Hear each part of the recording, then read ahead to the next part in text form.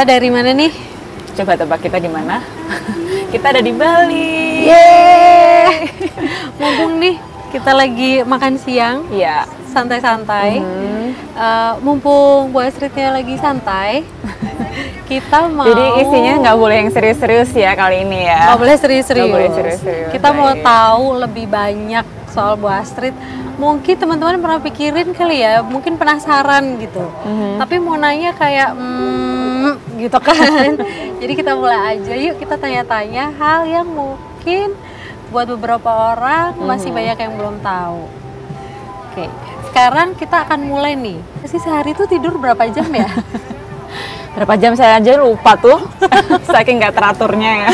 Tapi sebenarnya nggak bagus, jangan untuk ditiru juga gitu.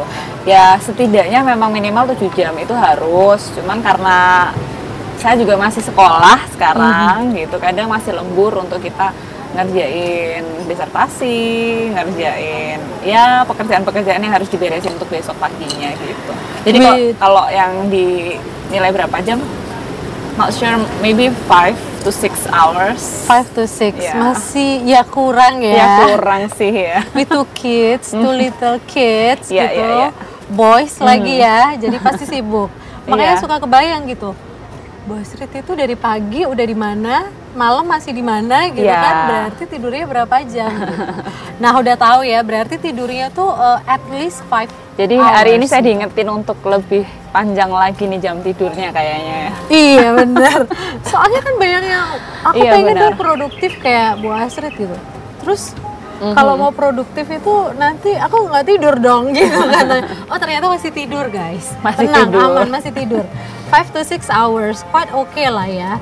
Mungkin banyak mahasiswa di luar sana yang kesibukannya macam-macam juga bisa lah reaching 5 to 6 hours in a day. Iya.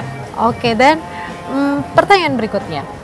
Coba, kalau orang sibuk itu dengan segala kesibukannya, dengan semua prestasinya, mau nanya, ada morning routine nggak sih? Itu sebenarnya satu habit yang memang harus dibangun ya kalau kita ngomongin kebiasaan pagi hari. Kenapa? Karena itu yang menunjang produktivitas. Tadi kan dibilang sampai malam masih produktivitasnya masih bagus gitu. Nah rahasianya apa supaya baterainya ini masih kayak bener-bener awet nih, bisa sampai malam itu bisa awet, itu sebenarnya kuncinya di kebiasaan pagi. Endurance-nya oke Iya. gitu ya.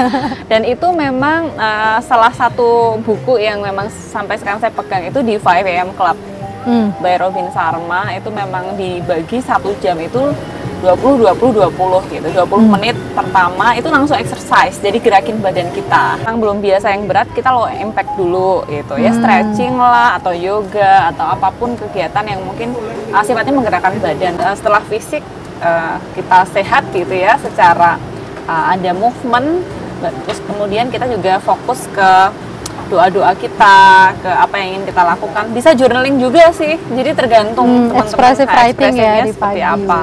Baru yang di ketiga itu lebih ke mindfulness. Ngapain tuh? Bisa baca buku, bisa mulai ngerjain yang kemarin belum beres, jadi nyiapin untuk bahan meeting kah, atau mungkin nyiapin materi kalau kita baru mau ngisi. Jadi biasanya memang saya bikinnya pagi. Kalau Karena sempat, on-nya pagi ya? Karena on-nya pagi, kalau malam udah capek, biasanya udah tinggal tidur. Cuman karena kenapa sampai malam, ya kadang-kadang karena kita punya anak kecil ya.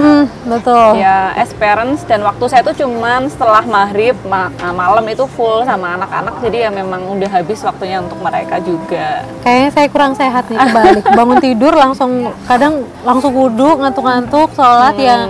Kadang doanya juga sekenanya gitu kan. Tapi sebenarnya 20-20-20 itu ya nggak harus sama setiap orang. Intinya harus seimbang sih, 3 hal komponen itu harus seimbang ya, dari fisik, dari spiritual kita, sama dari pikiran kita. Itu di set semua. Yang penting Gitu. sadarnya itu ya, mindfulnya itu ya, bahwa hari betul. ini saya bangun, saya hadir, saya bersyukur. Yap. Terus habis ini saya mau gini, mau gini, Iya. mau gini gitu. Dan Coba malam deh, pun nanti kayaknya ditutup abis lagi. itu lebih produktif pasti. Will do. Ada nggak sih kayak suplemen atau apa gitu? Karena kan di saat pandemi kayak gini ya, kita tahu banget nih kegiatan juga nggak berkurang sama sekali. Tambah banyak karena tambah banyak pikiran, jujur ya. Kerjaan juga tambah. Iya. to stable everything gitu, yang tadinya mungkin effortnya bisa 100%, sekarang bisa harus 500% ya. Iya. Creativity and others gitu. Betul. Jadi memang betul tadi suplemen yang dulunya mungkin ya bisa dibilang kayak vitamin C gitu ya. Ini kita juga harus lebih banyak mikirin asupan minum kita, makan buah, sayur itu juga kayak lebih gimana ya, lebih di highlight ya sekarang ya gitu. Lebih kayaknya saya belum makan sayur hari ini atau belum makan buah hari ini tuh kayak lebih inget daripada dulu sebelum pandemi. Banget. Kalau tips, karena saya bukan expert di health nutrition itu saya kira sama sih ya sama teman-teman semua, cuman suplemennya ya dipastikan sesuai dengan kebutuhan, karena kadang kayak saya nih misalnya ada kondisi tertentu, misalnya pas anemia atau darah rendah ya plus zat besi misalnya, kayak gitu-gitu aja sih. Pokoknya disesuaikan sama kondisi. Jadi harus tahu kondisi badan kita masing-masing. Dan untuk tahu habitnya harus dibangun dulu, harus mindful dulu. Karena kalau enggak alarm tubuhnya nggak bunyi. Ya. Kita nggak akan tahu nih kita lagi darah rendah atau lagi capek atau lagi stres ternyata, atau susah fokus ya. Oh ternyata kurang oksigen, kurang minum air putih. Bisa jadi kurang ginkgo biloba misalnya. Lupaan terus. Jadi memang tergantung teman-teman sih ya kebutuhannya kalau ngomongin suplemen. Kalau buat teman-teman kayak mahasiswa gitu, kita mau tahu dong. Kalau dulu buat kita sih kuliah gitu ya. Soalnya kalau saya tahu sih, tapi saya dia tahu masa lalu saya. Tapi tahu kebiasaan ya, harus di sensor nih, nggak boleh. Sensor. Saya mau tanya aja. Jadi kalau dulu kan waktu kuliah itu kan kegiatannya sambil banyak banget ya, sambil ikut organisasi, terus masih ikut lomba-lomba. Banyak banget belajar kelompok nggak sih kita? Enggak ya? Ada belajar kelompok juga gitu. Ada belajar kelompok juga, dan masih sempet banget nonton bareng atau nongkrong bareng teman-teman gitu. Iya. Nah, habit ini tuh sebenarnya dibangunnya sejak kapan sih? Kan teman-teman pasti mau tahu ya. Terus kalau aku belum kerja, belum punya anak, belum ada jobs yang tetap gitu, mulainya dari mana? Gitu. Iya, itu masa-masa paling indah sih ya kalau kita inget. Karena kalau di saat kita sekarang, maksud saya posisi saya sekarang kan sudah banyak tanggung jawab kerjaan, ada tanggung jawab anak, rumah dan lain-lain. Nah, teman-teman yang masih kuliah harusnya bisa lebih produktif daripada kita sih, gitu. Karena waktu yang dimiliki juga lebih banyak. Dan apalagi kondisi sekarang itu memang harusnya wadah atau sarana untuk teman-teman mengembangkan diri jauh lebih banyak juga. Platformnya juga lebih banyak. Kalau dulu ya kita fokusnya ke passion sih, minat bakat. Kalau saya gitu dulu, bahkan di organisasi yang pertama saya pilih yang memang saya suka dulu, musik pada waktu itu. Kemudian yang namanya organisasi tetap di dalamnya kan kita juga belajar ya leadership dan lain-lain. Ya tetaplah kalau pribadi saya sendiri sih ya kembali ke suka belajar ya. Jadi semua dicoba. Jadi intinya itu semua dicoba. Productivity itu asalnya dari curiosity. Oke. Ya. Jadi asalnya bukan dari dulu mungkin nggak tahu kalau itu habit yang baik atau gimana ya. Iya, nggak tahu, hanya pengen coba hal baru aja gitu.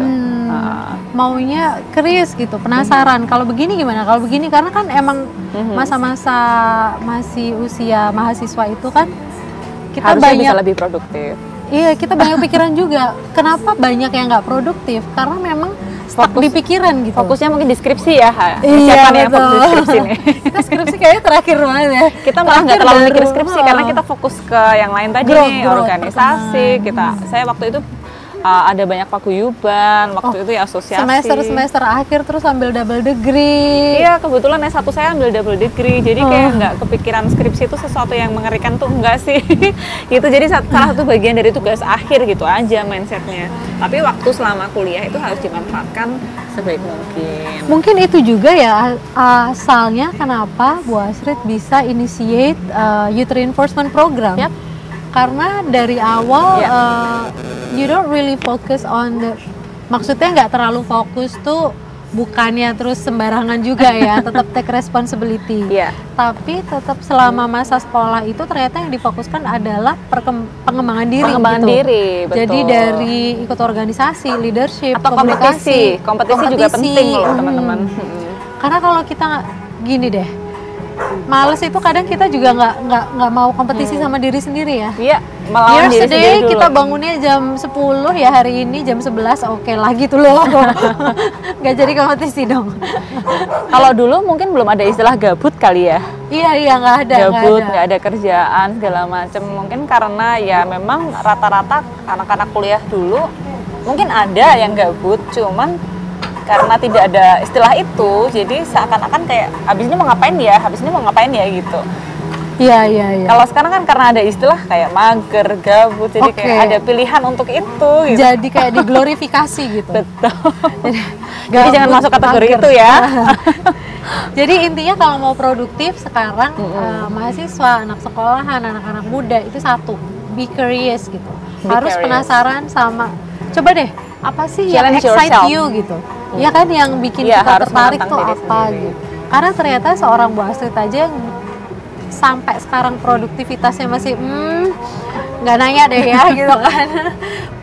Itu asalnya bukan dengan sengaja, oke, I will create a healthy habit, tapi cuman karena aku penasaran, aku mau tahu, karena aku seneng gitu. So find out. Kalau belum tahu passionnya di mana, nah nanti bisa tanya-tanya Bu Astrid. Oke.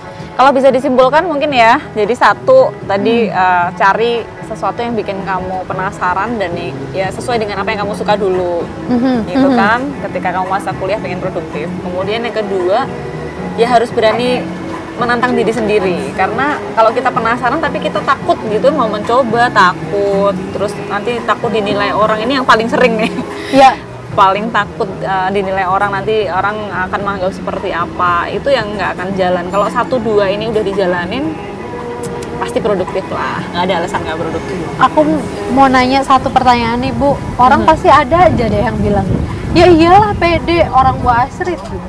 Ya iyalah pasti berani orang Bu Astrid gitu. Iya. Coba deh jawab deh Bu, kasih jawaban buat anak-anak muda yang ngomong gitu. Iya, bisa. Soalnya lihatnya hanya background ya, padahal pengembangan diri itu memang kembali ke diri kita gitu.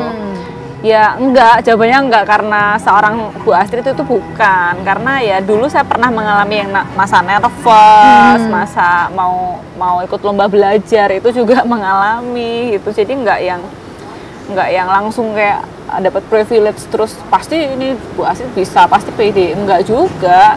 Dulu pertama kali malah saya ikut karena saking semua saya coba ya, saya nggak bakat matematika teman-teman, tapi saya ikut olimpiade matematika. Itu salah satu cara, nggak ada hubungannya dengan background, tapi memang pure ability kita gitu, benar-benar kemampuan kita untuk kita bisa nggak sih gitu mengerjakan kompetisi itu dengan baik. Dan waktu itu teman-teman sebelah saya itu pada jago-jago matematika semua, kok udah pada selesai ya, saya kok baru setengah lebih gitu, belum selesai.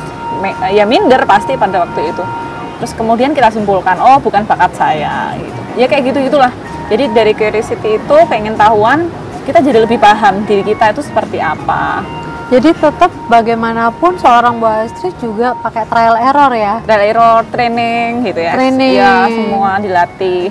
Bahkan kalau putri-putrian itu yang beauty pageant itu kan juga latihan catwalk, pose, semua gitu.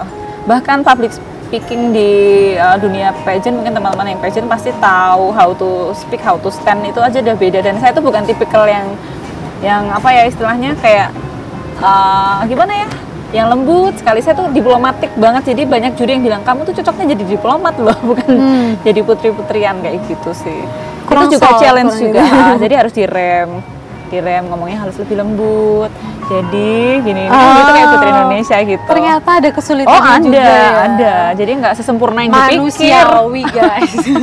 Ternyata masih takut, masih nervous, masih coba-coba trial error. Ya, jadi belajar juga. Bukan yang bored langsung tahu this is what I wanna be. Nggak juga. Enggak, coba sama aja dulu. Terus kalau misalnya gini, aku tuh sebenarnya udah tahu gitu.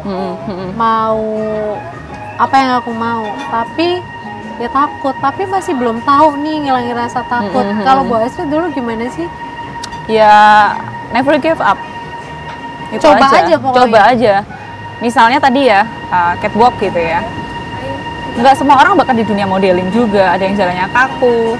Hanya karena dulu saya tuh tinggi, jadi paling tinggi waktu SMP itu. Iya. Kalau upacara tuh sekarang juga masih kelihatan gitu. Sih. Gitu ya. Jadi saya paling tinggi. Jadi waktu itu memang banyak tawaran-tawaran di catwalk ya, jadi peragawati pada waktu itu. nggak bisa belajar langsung jadi jalan luas dengan apa namanya pos-pos yang berbagai itu pos juga banyak ilmunya loh. Nggak sekedar kayak jalan balik gitu, nggak. Iya sih. Ekspresi, ngikutin lagu dan segala macam itu semua belajar. Pernah ngelihat sendiri sih latihannya tuh nggak sesimpel itu. Belum nanti high heel-nya ada yang 7, ada yang 10, ada yang kayak gitu. Jadi memang beda-beda sih. Mungkin juga balancingnya akhirnya ketemu sendiri ya, kayak traveling, kayak hari ini nih bisa ya gitu. Itu karena dari hasil kita udah tahu nih yang kita udah tahu kebutuhan apa. kita. Boleh kerja keras tapi jangan lupa waktu untuk refreshing. Karena ya balancing itu ya yang tahu diri kita sendiri. Nggak harus traveling sih teman-teman. Orang yang suka melukis ya melukis aja, atau menulis ya juga bisa refreshing. Jadi tergantung teman-teman hobinya apa. Musik kayak saya tiba-tiba recording aja gitu. Iya. Nyanyi gitu. Bisa dilihat di SoundCloud ya. Ini contekan. Ada yang bilang iyalah pastilah bisa lah. Iyalah pastilah bisa lah Bu Astrid.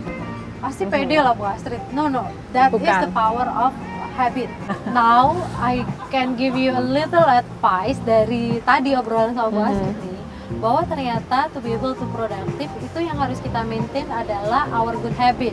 Dan good habit itu asalnya dari kesenangan kita. Loh, kita seneng bisa jadi habit yang bagus loh. Makanya kita hati-hati sama yang disenengin ya. Iya, betul. Gitu. Saya tambahin lagi, yang terakhir untuk bisa tahu apa yang kita senengin ya harus paham diri kita sendiri. True. Lebih baik. Jadi kayak apa ya, jangan gampang, oh teman-temannya seneng ini, aku jadi ikut-ikutan ini. Belum tentu, itu pas buat kamu juga. Itu aja sih tambahnya. Cari tahu apa yang bikin senang. Sadari, kemudian create a good habit of yours supaya nanti bisa produktif juga. Setuju. You can be whoever you are, gitu ya Bu. Setuju. Thank you waktunya. Nice talk. Sharingnya. Soalnya suasananya juga kita baru di pinggir pantai, maaf ya teman-teman ya. Abis ini kita mau makan. Iya. Kita lanjut makan siang dulu. Lanjut makan siang dulu. Bye-bye.